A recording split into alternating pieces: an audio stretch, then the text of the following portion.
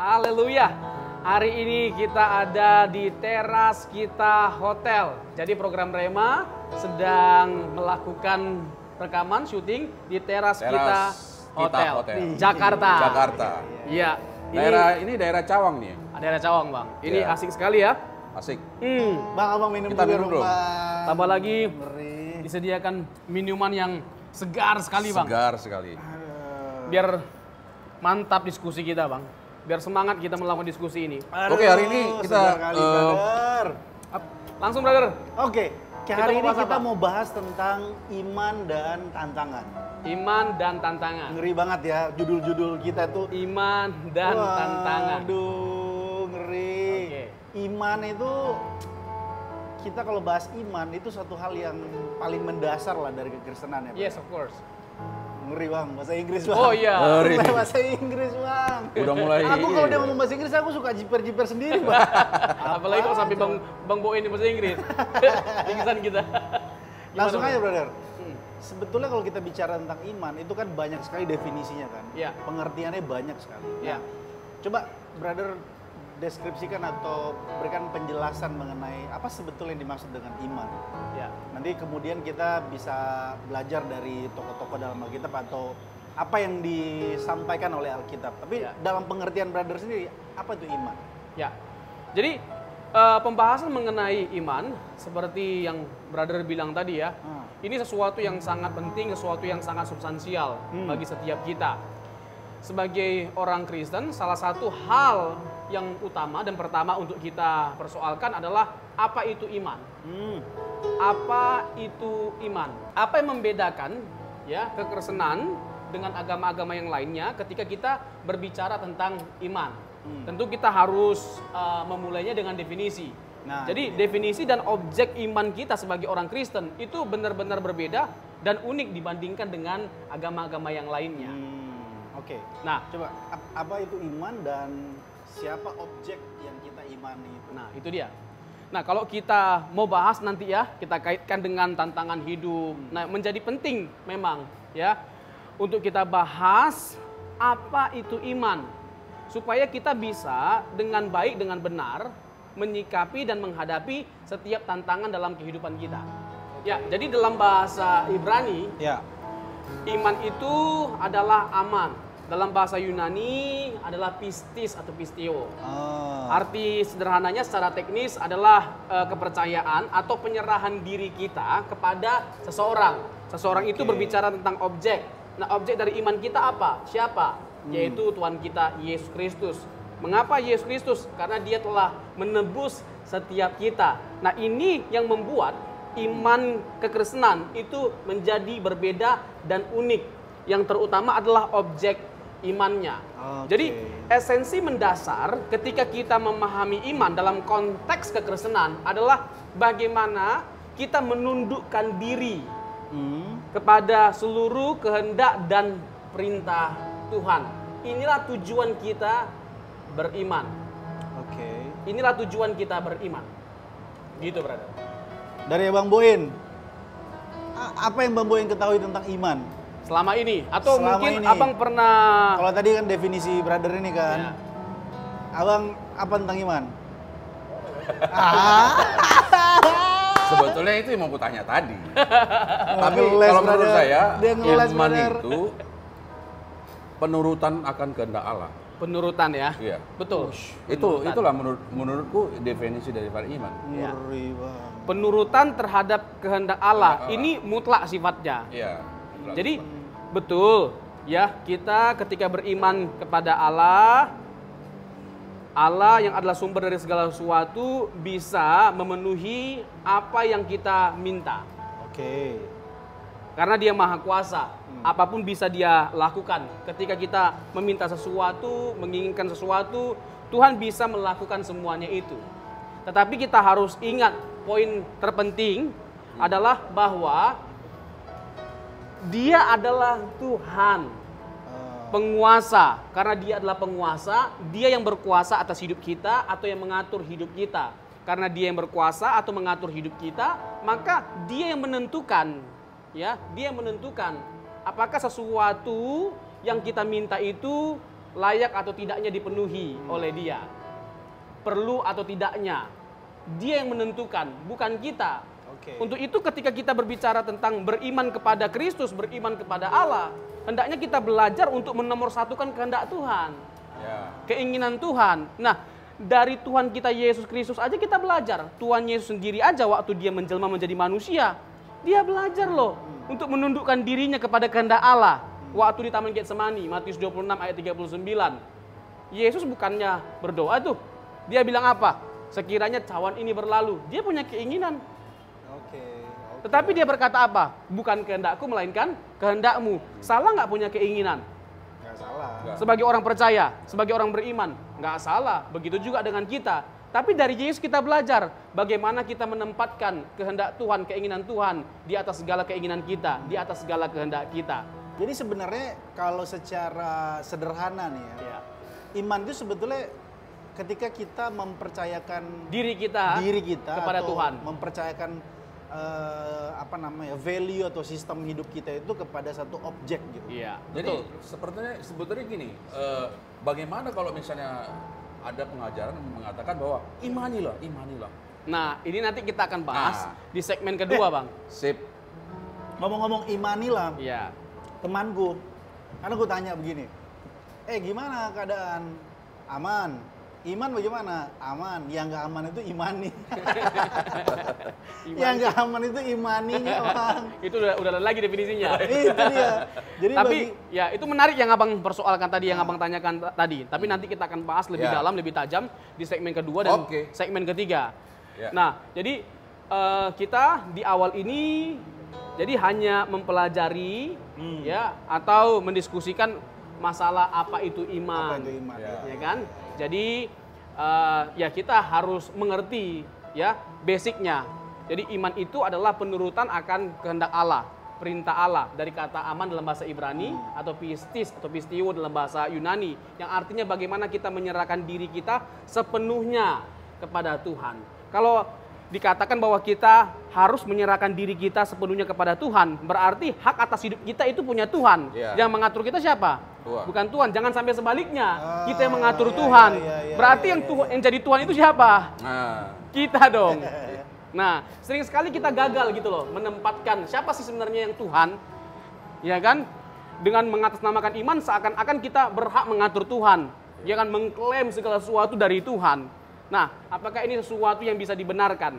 Nanti kita akan lanjutkan di segmen kedua dan segmen ketiga. Oke, kita lanjutkan. Yes. Brother, tadi brother telah membahas mengenai definisi iman.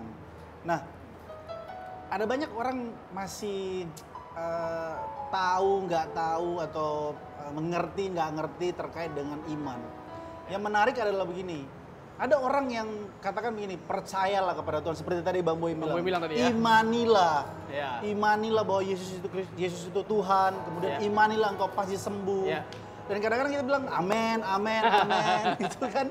Nah, sebetulnya iman ini itu diimani di dalam hati, dalam pikiran, atau seperti apa sih bentuknya mengimani Kristus itu gitu? Iya. Nih menarik ya. Bisa brother jelaskan coba. Kalau kita mau bagikan ya, jadi ada 3 bagian sebenarnya jenis iman itu. Pertama, dan Alkitab memberikan penjelasan terhadap ketiga bagian ini. Pertama, nah ini dia, iman, keyakinan. Jadi keyakinan. yakin bahwa Allah bisa melakukan segala sesuatu. Karena dia punya keyakinan bahwa Allah bisa melakukan segala sesuatu, jadi dia mau menyampaikan semua apa yang menjadi keinginannya, semua yang menjadi kebutuhannya, dia minta semuanya. Dan dia yakin bahwa Tuhan bisa lakukan, Tuhan bisa penuhi. Nah, salah nggak? Nggak salah. Nah, nggak sedikit orang Kristen memahami ya iman dalam pengertian ini. Iman apa tadi? Iman keyakinan. Iman keyakinan. Ya, iman keyakinan. Jadi cuma yakin ya, aja. yakin bahwa Tuhan bisa melakukan segala sesuatu yang aku minta. Tapi itu bukan iman. Itu iman, betul. Ya, kita percaya bahwa Tuhan itu mampu melakukan segala sesuatu dan mampu memenuhi apapun yang kita minta. Dia kan maha kuasa. Tapi apakah semua yang kita minta harus dipenuhi oleh Tuhan? Lain lagi persoalannya. Nah, Itu jadi persoalan lain. itu dia. Jadi kalau kita bicara tentang iman, tidak boleh hanya sekedar berhenti pada iman keyakinan. Yakin bahwa Tuhan itu maha kuasa dan mampu melakukan segala sesuatu. Lalu? Yang kedua, iman persetujuan pikiran. Oh, kalau keyakinan tadi itu berdasarkan intuisi lah ya, atau berdasarkan hati ya? Ya, keyakinan. Sekarang ini menurut akali. Akali, persetujuan pikiran Ya. atau akali. Jadi ya dia setuju kalau Tuhan itu juru selamat, Yesus itu adalah Tuhan. Ya dia hanya sekedar mengakui identitas Tuhan Yesus. Nah inilah iman persetujuan pikiran. Oke. Nah kalau hanya sekedar dalam pengertian ini, tentunya tidak kokoh iman kita. Iman kita ini tidak sepenuhnya benar. Kalau hanya yang pertama dan yang kedua. Karena begini, apakah kita menjadi otomatis selamat hanya karena ketika kita minta sesuatu, lalu apa yang kita minta dipenuhi oleh Tuhan. Contoh nih, mujizat. 10 orang kusta itu ya. Ya kan, yakin mereka bahwa Tuhan Yesus itu mampu menyembuhkan mereka. Lalu pertanyaannya, sembuh nggak mereka semua? Sembuh. Dengan keyakinan mereka sembuh nggak? Sembuh. Tapi pertanyaannya, berapa orang dari 10 orang yang kusta itu datang kepada Tuhan Yesus untuk berterima kasih kepada Tuhan? Yang datang 10. Ya, yang datang 10 sembuh 10 kan? Iya. Tapi yang datang itu untuk berterima kasih cuma satu kan? Miris nggak, brother? Nah, miris memang. Saat kita punya kebutuhan, ya kan? Saat kita minta mujizat, saat kita punya keinginan, kita datang sama Tuhan. Yakin bahwa sepenuhnya Tuhan bisa lakukan atau penuhi apa yang kita minta. Lalu apa hubungannya sama Itu iman keyakinan. Tetapi ketika Tuhan sembuhkan, mereka hilang. Miris nggak? Sedih nggak? Menyedihkan sekali tentunya ini. sedih kali lah itu, brother. Iya, ini untung bukan kita yang Tuhan Yesus. Kalau kita yang Tuhan Yesus, sini ngoni, ya kan? Sini. Iya kan? Pas lagi butuh cari. Dikembalikan jadi monyet. Pas lagi butuh cari Tuhan. Ya kan? Pas lagi nggak butuh, nggak cari Tuhan, tinggalkan Tuhan. Atau pas apa yang dia minta dipenuhi oleh Tuhan, Tuhan ditinggalkan. Pas yang dia minta dipenuhi Tuhan ditinggalkan. Kan ini miris sekali, ini menyedihkan sekali. Nah ini kan persetujuan, ini iman keyakinan. Nah Tuhan tidak ingin kita seperti ini. Iman persetujuan pikiran. Nah kalau hanya mengakui Yesus adalah Tuhan, anak Allah, ya, roh-roh jahat juga mengakui seperti di Gerasa, Yakobus 2 ayat 19. Dan mereka gemetar loh. Gemetar loh, Banyak apa juga urusanmu? ya, ternyata banyak juga yang datang ke Tuhan itu hanya di saat butuh-butuhnya ya. Itu dia. Ngeri ya? Dan itu kan mengenaskan, menyedihkan lah. Sorry, terus yang lain apa? Tapi bukan berarti nggak salah ya. Tadi kan sudah keyakinan. Iman keyakinan, lalu persetujuan pikiran atau persetujuan akali. pikiran. Satu lagi apa? Yang ketiga, nah ini ya yang paling penting. Kita hidupi, kita gumuli sebagai orang percaya. Apa itu iman yang menyelamatkan? Kalau kita merujuk kepada Alkitab, sebagai contoh, Efesus 2 ayat 8 dan 9. Karena kasih karunia kamu diselamatkan oleh iman. Oleh iman, oke. Ya, iman yang menyelamatkan itu berbicara tentang kesadaran kita akan Tuhan kita Yesus Kristus yang telah menanggung segala dosa kita, menebus kita, dan bagaimana kita memberikan hidup kita kepada Tuhan. Nah inilah iman yang sesungguhnya yang harus kita miliki. Iman yang percaya totally, sepenuhnya, mutlak kepada Tuhan. Jadi apapun yang mau dia lakukan, apa yang dia mau, apa yang dia inginkan, apa yang menjadi kehendaknya, kita penuhi. Saat kita tidak mendapatkan apa yang kita minta, tapi kita belajar untuk tetap percaya. Nah inilah iman yang benar. Salah nggak waktu kita sakit minta kesembuhan? Oke. Apakah kita jadi tidak beriman hanya karena apa yang kita minta nggak dipenuhi? Apakah kita kurang beriman? Kan nggak jarang orang berpikiran seperti itu. Jadi ketika kita sakit, kita minta didoakan, lalu nggak sembuh, lalu dianggap bahwa kita kurang beriman atau nggak beriman. Kalau begitu, rasul-rasul nggak beriman dong. Sorry, mumpung supaya aku ingat nih. Aku ingat cerita dalam Alkitab ya, terkait dengan Sadrak, Mesak, dan Abednego. Nah, Ketika mereka diperhadapkan dengan Raja Nebukadnezar, lalu kemudian mereka ini kan disuruh menyembah meninggalkan Allah mereka kemudian menyembah si raja itu. Ya. Kalau tidak menyembah mereka akan dipanaskan di api ya, ditungku api. Ya. Dibakar Juga, ya? mereka mau dibakar, mau dibunuh katanya.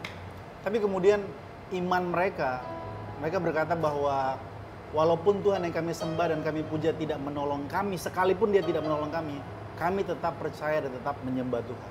Ya. Jadi apa sih namanya, semacam makna daripada iman itu bukan sekedar kita percaya akali, percaya keyakinan, Pikiran. di saat ya percaya pikiran, di saat kita ditolong Tuhan, diberikan mujizat oleh Tuhan, di saat itu kita percaya. Ya. Justru di saat kita tidak ditolong dan tidak, misalnya kita sakit, kita tidak disembuhkan, kita lagi butuh jalan keluar, kita tidak diberikan jalan keluar oleh Tuhan. Ya.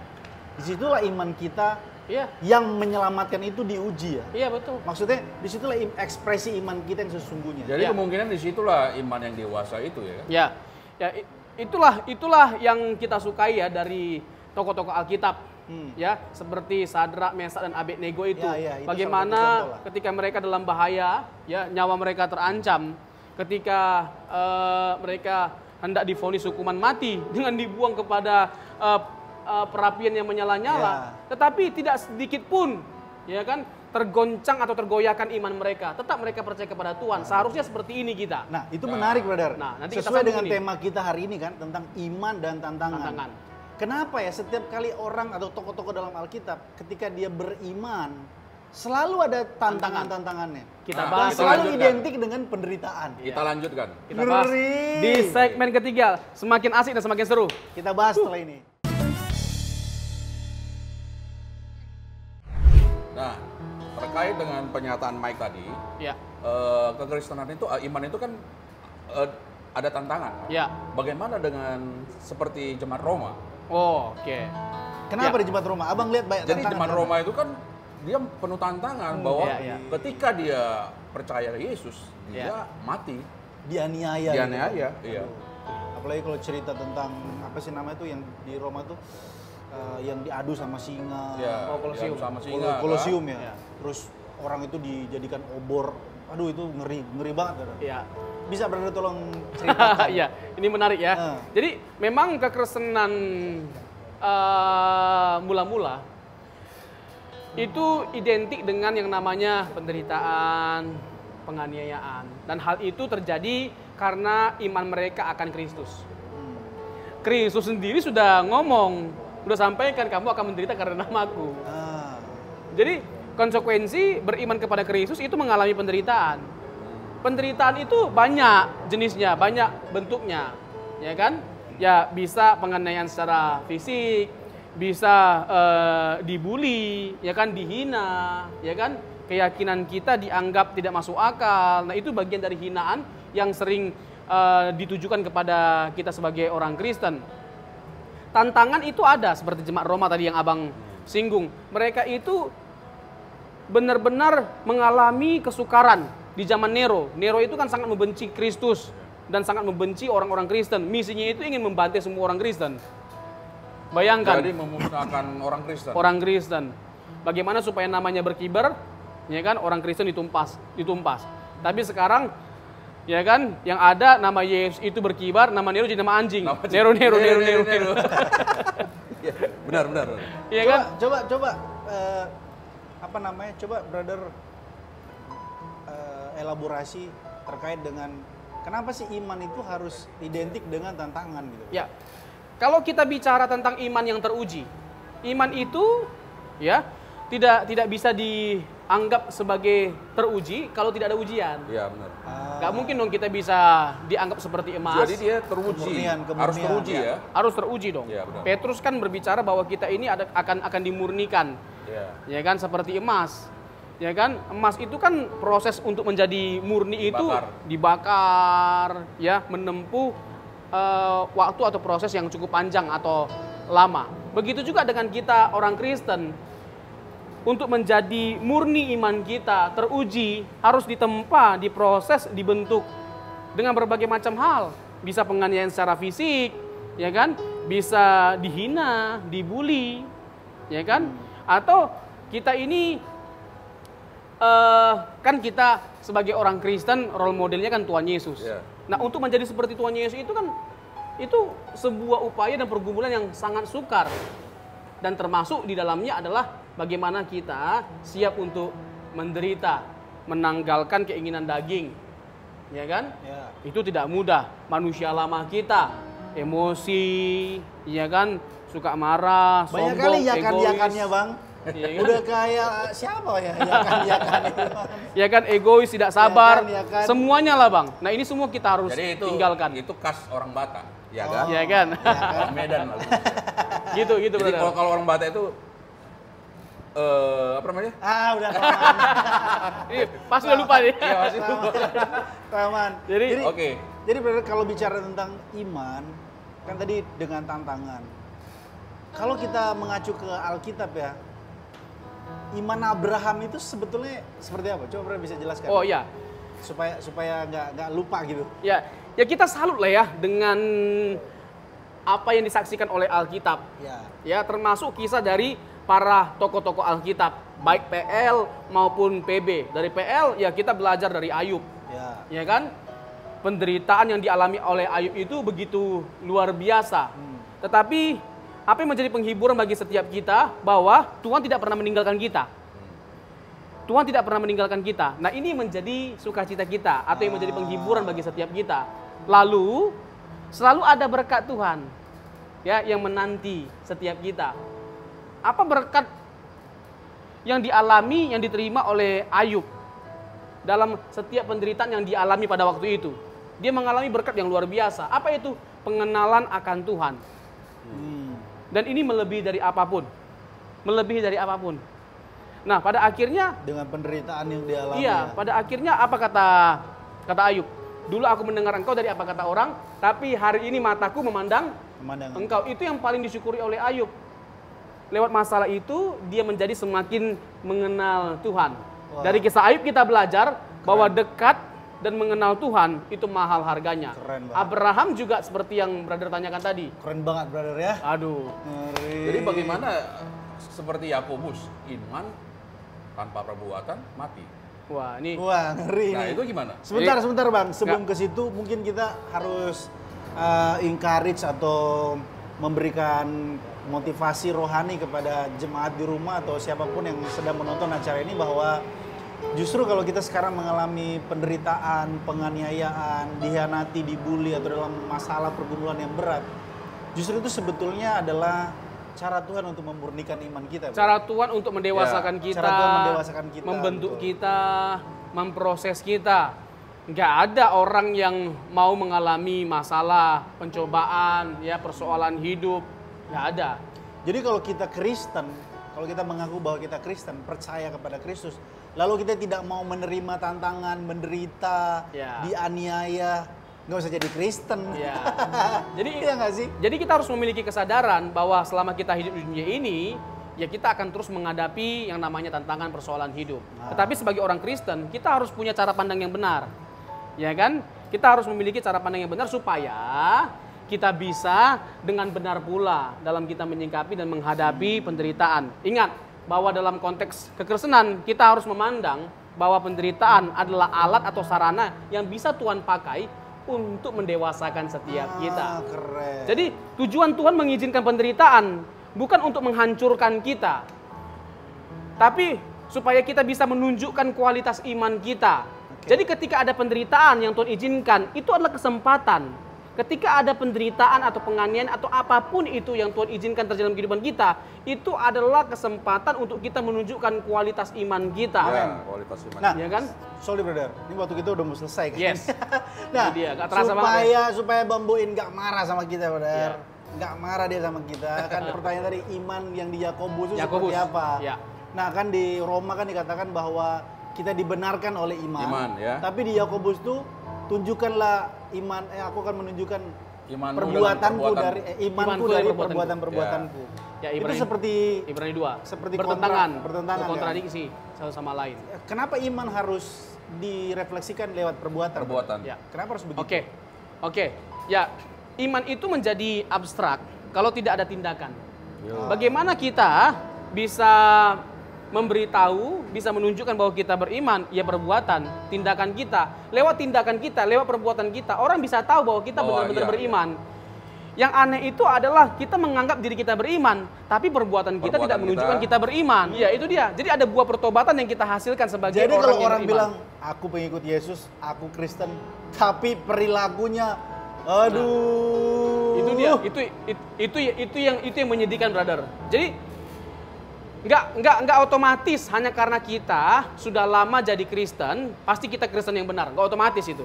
Oke. Karena bahkan ya kan pelayan Tuhan saja yang sudah ngerti akan kebenaran firman Tuhan, yang sudah menyuarakan mengkhotbahkan kebenaran firman Tuhan, belum tentu dia hidup sesuai dengan kebenaran firman Tuhan. Ya. Nah, ini menjadi pergumulan setiap kita. Kita belajar dari Yakub, kita belajar dari Ayub, dari Abraham, dari Paulus, bahkan Dari terlebih Tuhan khusus Yesus dari sendiri. Tuhan kita Yesus Kristus. Oke lah, brother. Iya. Kita closing lah. Ya. Jadi, mari kita menjadi orang-orang yang memiliki iman yang benar, supaya kita bisa dengan benar pula dalam kita menghadapi setiap tantangan dalam kehidupan kita. Tuhan memberkati. Amin. Amin. God bless.